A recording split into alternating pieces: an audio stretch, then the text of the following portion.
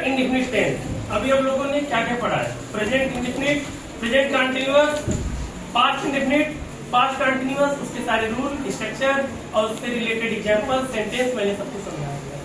Now we will proceed for the future indefinite tense. तो future indefinite tense देखते हैं क्या होता है, ठीक है। तो सबसे पहले फ्यूचर मतलब होता है कि भविष्य के बारे में। फ्यूचर मतलब ये होता है कि भविष्य के बारे में। कहने का मतलब अगर भविष्य के बारे में हम कुछ बोलते हैं, कुछ सोचते हैं, तो that is not 100% sure. We can only estimate, we can only suppose, we can only imagine for the future, but it is not necessary that it is true. Understood? जैसे हम कह दिए कि कल मैं गोरखपुर जाऊंगा, it means what? कि जाऊंगा ना, अभी जा तो नहीं रहा हूँ, इसका मतलब ये संभावनाओं पे डिपेंड करता है, ठीक है। मतलब फ्यूचर के जो भी चीज रहते हैं that depends on the possibilities. Clear? वह हमेशा पॉसिबिलिटीज पे डिपेंड करता है कि वह संभव हो सकता है या नहीं, ठीक है। तो हम केवल वहां पे संभावना व्यक्त करते हैं। तो फ्यूचर मतलब समझ गए कि जहाँ पे संभावनाओं का खेल हो, जहाँ पे हम संभावना व्यक्त करते हैं वही फ्यूचर टेंस होते हैं, ठीक है। मतलब संभावना व्यक्त करते हैं कि जैसे मैं जाऊंगा, अब पता नहीं जाऊंगा कि नहीं, क्योंकि कोई कंफर्म है नहीं। अब मैं कह दिया कि मैं सोमवार को बाबा धाम जाऊंगा, तो बाबा धाम जाने का मतलब जरूरी नहीं कि हम सोमवार को जाए, हो सके कुछ और कुछ वर्क पड़ जाए और भी कुछ हो सकता है, तो इसलिए जरूरी नहीं है कि मैं जा ही सकूं, ठीक है। तो it mean it is the possibilities that we are talking about the future. Miss what is future tense? तो it is the possibilities about the future we talk. It is the possibilities about the future we talk. मतलब हम जो future के बारे में, possibility, संभावनाओं के बारे में बात करते हैं वही फ्यूचर, ठीक है। अब इसकी हम पहचान देखिए क्या होता है। क्योंकि फ्यूचर है तो आगे की जरूरत है, वो भी मेन वर्ब के साथ, ठीक है। तो इसका मतलब पहचान क्या लिखेंगे? जिन वाक्यों के अंत में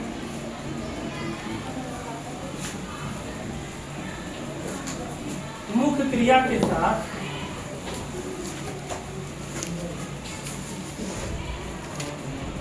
गा, गे, गी आदि शब्द आते हैं,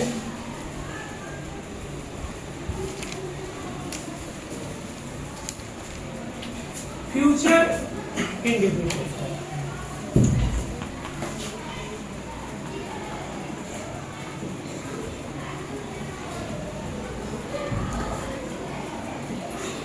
ठीक है, ये तो हो गया पहचान, आगे भी आएगा, ठीक है।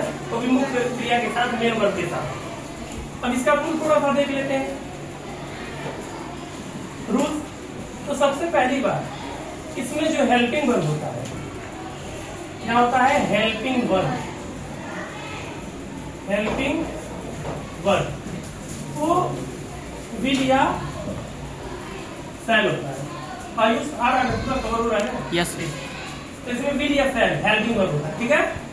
तो यहाँ पे दो हेल्पिंग वर्ब है, तो जाहिर सी बात है दोनों का अलग अलग पर्पस के लिए यूज होगा। तो विल जो होता है वो सेकेंड पर्सन, सेकेंड पर्सन में क्या आता है? You. And third person, third person में ही, सी, दे, इट और कुछ नेमिंग वर्ड के लिए थर्ड पर्सन और नेमिंग वर्ड के लिए भी क्या होता है? भी का यूज होता है। एंड नेमिंग वर्ड, क्या लिख दिया मैंने? Naming word. तो नेमिंग वर्ड के लिए भी विल का यूज होता है, ठीक है। अब आते हैं हम सेल पे। सेल हेल्पिंग वर्ड का यूज कहाँ होगा? ये हमेशा केवल और केवल फर्स्ट पर्सन होगा। फर्स्ट पर्सन, तो फर्स्ट पर्सन में केवल दो ही आते हैं, आई और we. I is supposed as a singular and we is supposed as a plural, but for both we use the helping verb shall. Clear? Shall का यूज करते हैं आई और वी। अब उसके बाद इसमें वर्ब का फॉर्म जो आना चाहिए, वर्ब फॉर्म, तो always first form, always first form. ठीक है, हमेशा फर्स्ट फॉर्म आएगा, वर्ब का जो फॉर्म आएगा हमेशा फर्स्ट फॉर्म आएगा। ठीक, अब हम देखते हैं स्ट्रक्चर। तो स्ट्रक्चर हमने पहले ही सीखा है, बता दिया है, इसीलिए वीडियो वगैरह देखेंगे तो अगर एक स्ट्रक्चर देखेंगे तो उसके सारे टेंस का स्ट्रक्चर बना लेंगे। मैंने पहले भी कह चुका है, केवल उसमें चेंज होता है हेल्पिंग वर्ब का, वर्ब के फॉर्म का, लेकिन स्ट्रक्चर में कोई चेंजिंग नहीं होता है, वो घूम फिरा के वही स्ट्रक्चर होता है। ठीक है, तो सबसे पहले आप लोग सीखे होंगे अफर्मेटिव सेंटेंस में सब्जेक्ट आता है, फिर हेल्पिंग वर्ब आता है, तो हेल्पिंग वर्ब इसमें विल या शैल है, फिर वर्ब का फर्स्ट फॉर्म आता है, देन ऑब्जेक्ट आता है, और फिर अदर पार्ट आते हैं सेंटेंस के। अब इसमें निगेटिव आएगा, तो निगेटिव भी आप लोग को पता है कि हेल्पिंग वर्ब के बाद नॉट लगता है निगेटिव सेंटेंस में। क्यों? हेल्पिंग वर्ब के बाद क्या लगता है? नॉट। कोई भी टेंस हो, कोई भी सेंटेंस हो, हमेशा हेल्पिंग वर्ब के बाद ही नॉट जाता है। ठीक है, तो subject plus helping verb will या शैल और प्लस नॉट आ जाएगा, फिर वर्ब का फर्स्ट फॉर्म प्लस ऑब्जेक्ट। ठीक है, अब एक चीज मैंने और बताया था, जब वाक्य की शुरुआत क्या से हो। ठीक है, अच्छा ये बताओ जब वाक्य की शुरुआत क्या से होती है, तो मैंने बताया तुमने यस हेल्पिंग वर्ब पहले इंटरचेंज कर दिया जाता है, सब्जेक्ट के जगह हेल्पिंग वर्ब और हेल्पिंग वर्ब की जगह सब्जेक्ट आ जाता है। इसका मतलब हो गया कि जब वाक्य की शुरुआत क्या से हो। ठीक है, यहाँ क्या हो गया? हेल्पिंग वर्ब विल या शैल। तो जब वाक्य की शुरुआत क्या के लिए, उसका इंस्ट्रक्शन है सब्जेक्ट और प्लस वर्ब का फर्स्ट फॉर्म, क्योंकि अभी ये निगेटिव नहीं है, अब इसका हेल्पिंग वर्ब से अफर्मेटिव बना रहे हैं, इसलिए नॉट नहीं आ रहा है, और क्वेश्चन मार्क जरूर रहेगा। फिर आते हैं हम इसका निगेटिव ले लेते हैं, कुछ नहीं करना, हेल्पिंग वर्ब विल या शैल रहेगा, फिर प्लस सब्जेक्ट रहेगा, अब यहाँ पे नॉट आ जाएगा।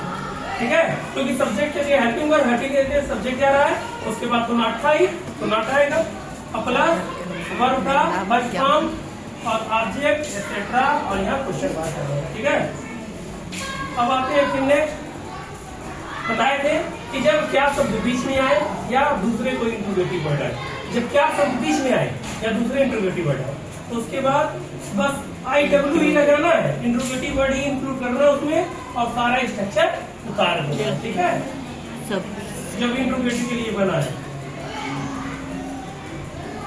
विल या shall plus subject plus verb का first form plus object etcetera. ठीक है, और एक स्ट्रक्चर लास्ट है IW plus helping verb will या शैल सब्जेक्ट फिर नॉट फिर वर्ब का फर्स्ट फॉर्म फिर object etcetera. Okay, question mark. तो मैंने 6 स्ट्रक्चर बता दिया। अब 6 स्ट्रक्चर समझने से क्या होता है कि हमें ट्रांसलेशन बनाने आए। ठीक है, बस रूल का हम यूज करेंगे, स्ट्रक्चर का यूज करेंगे। तो एग्जाम्पल हम देखते हैं सबका एक एक। मैं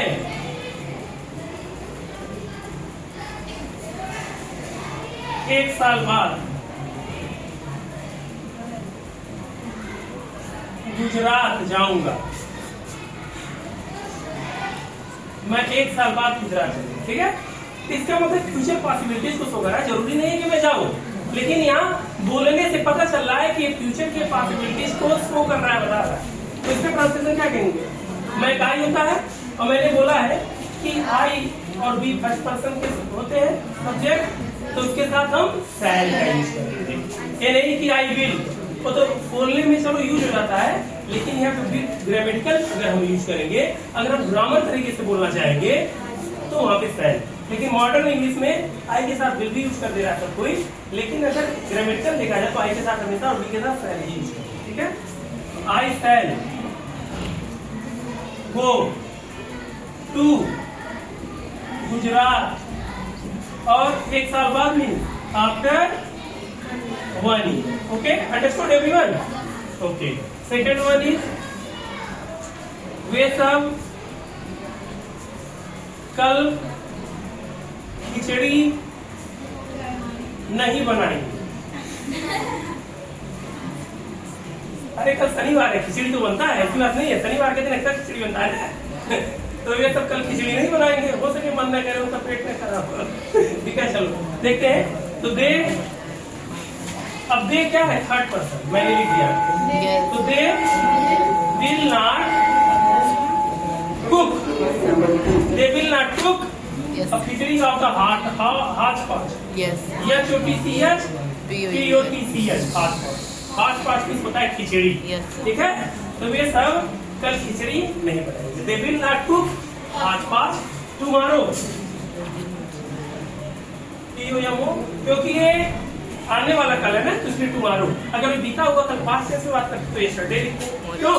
जब पास्ट टेंस की बात करते बीते हुए कल की तो यस्टरडे लिखते हैं। लेकिन we are talking about the future, it means the next day, it means tomorrow. Clear? तीसरा क्या? सरिता सुबह फूल तोड़ेगी,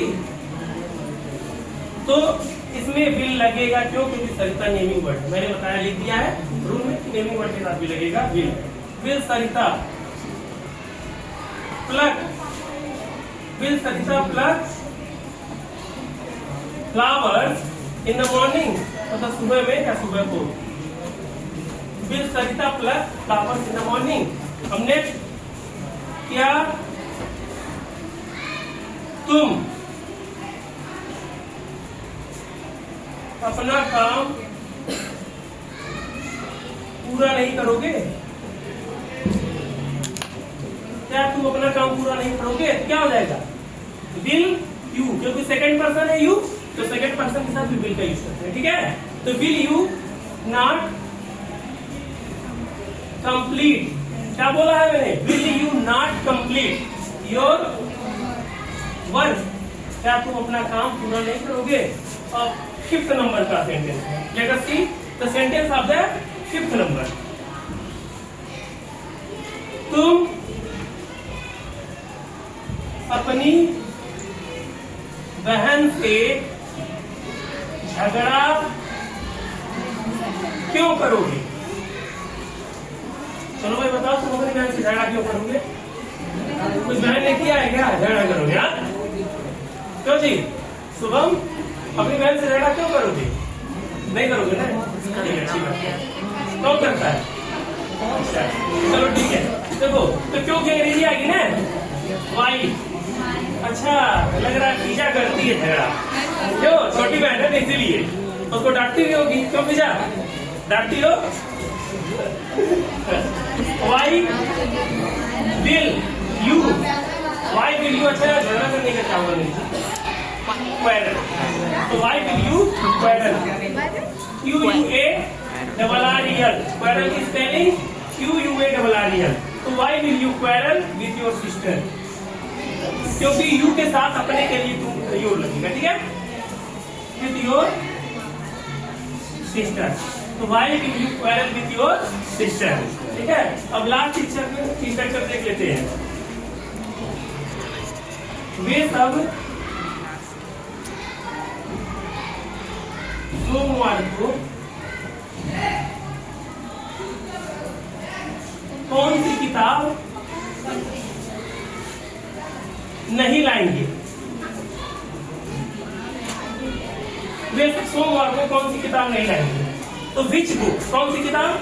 which book, WHICH, which book will they not bring, bring means लाना। ठीक है, ब्रिंग ऑन मंडे। क्या हो गया? देखो, विच बुक, कौन सी किताब, एक साथ आया है इसलिए एक साथ आएगा। ठीक है, तो which book will they not bring on Monday, वे सब सोमवार को कौन सी किताब नहीं लाएंगे। इसका ट्रांसलेशन ऊपर सा है, विच बुक विल, हेल्पिंग वर्ब, फिर सब्जेक्ट, फिर नॉट, फिर वर्ब का फर्स्ट फॉर्म, फिर जो भी है अदर पार्ट्स में जो भी है वो आता है। ठीक है, तो इस तरह से हमारा फ्यूचर इंडेफिनिट का पूरा रूल, सेंटेंस, उसका ट्रांसलेशन खत्म हो गया।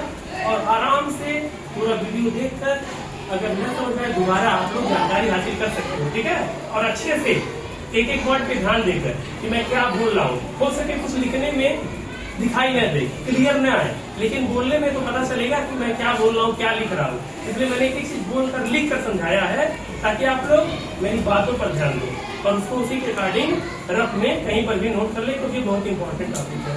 बहुत लोग फंस जाते हैं, नहीं बोल पाते हैं, ठीक है। इसलिए इन सारी चीजों का जानना बहुत जरूरी है। तो ये टॉपिक खत्म हो, कल हम मिलेंगे फ्यूचर कंटिन्यूअस टॉपिक के साथ, ठीक है।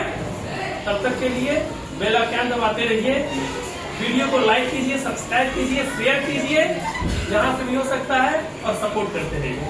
Thank you from class 8 student, ठीक है। ये मेरे 8 के बच्चे बैठे हुए हैं, सब लोग दिख तो नहीं रहे हैं, लेकिन सब लोग अच्छे से सुन रहे हैं, इसलिए तब तक के लिए थैंक यू।